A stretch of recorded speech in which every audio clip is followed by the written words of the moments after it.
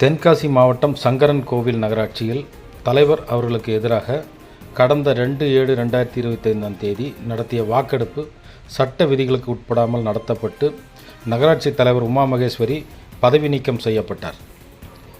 இந்த மனித உரிமை மீறல் சம்பந்தமாக மக்கள் ஊழல் தடுப்பு இயக்கத்தின் நிறுவனரும் வழக்கறிஞருமான அப்துல் ரஹ்மான் அவர்கள் மாண்புமிகு மதுரை உயர்நீதிமன்றத்தில் தொடுத்த வழக்கில் இன்று நீதியரசர் சி. சரவணன் அவர்கள் முன் விசாரணைக்கு வந்தது. அதில் நகராட்சி ஆணையாளர் கொண்டு வந்த நம்பிக்கையில்லா தீர்மானம் செல்லாது எனவும் முறையாக வருகின்ற 17ஆம் தேதி வாக்கெடுப்பு நடத்தி அதன் முடிவை நீதிமன்றத்தில் சமர்ப்பிக்க வேண்டும் என உத்தரவிடப்பட்டது. இதனால் சங்கரன் கோவில் பரபரப்பு ஏற்பட்டுள்ளது.